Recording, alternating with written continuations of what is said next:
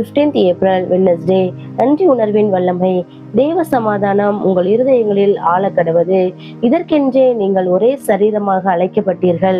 நன்றி அறிதல் உள்ளவர்களுமாய் இருங்கள். கொலோசியர் 3:15. நன்றி நன்றி உணர்வு அப்படின்றது நம்ம எப்படியாவது நம்ம ஒரு தவறான எண்ணத்தோடு நம்ம இருந்தா கூட, ஐயோ நமக்கு அது நம்ம செஞ்சிருக்காங்க, நம்ம நன்றியோடு நம்ம இருக்கணும் அப்படின்னு சொல்லி நம்ம நினைக்கிறதே நம்ம கடவுள் நமக்கு கொடுக்குற ஒரு ஆசீர்வாதமா நமக்கு இருக்கு. அதாவது நம்ம நன்றி அப்படின்னு சொல்லி நம்ம நன்றி சொல்லணும். நமக்கு கடவுள் ஏதாவது ஒரு காரியத்தை செஞ்சிருக்காருன்னா அதை முதலாவது நம்ம தேவனுக்கு நன்றி சொல்லணும். அப்பதான் நமக்கு கடவுளுடைய ஆசீர்வாதம் நமக்கு கிடைக்கும். அப்படி நம்ம நன்றி சொல்லும் பொழுது நமக்கும் தேவனுக்கும் உள்ள விசுவாசம் வளருது. இதனால நமக்கு ஒரு மகிழ்ச்சியை கொடுக்குது. நம்ம நினைக்கிற காரியம் நம்ம நடந்தோம்னா தேவனிடத்துல நம்ம நன்றி சொல்லும் பொழுது அது ஒரு அலாதி நமக்கு ஒரு மகிழ்ச்சியை கொடுக்குது.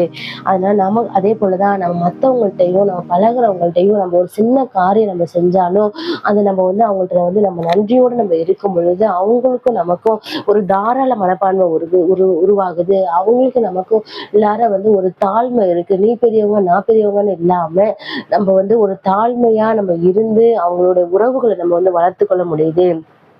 ஜெபம்.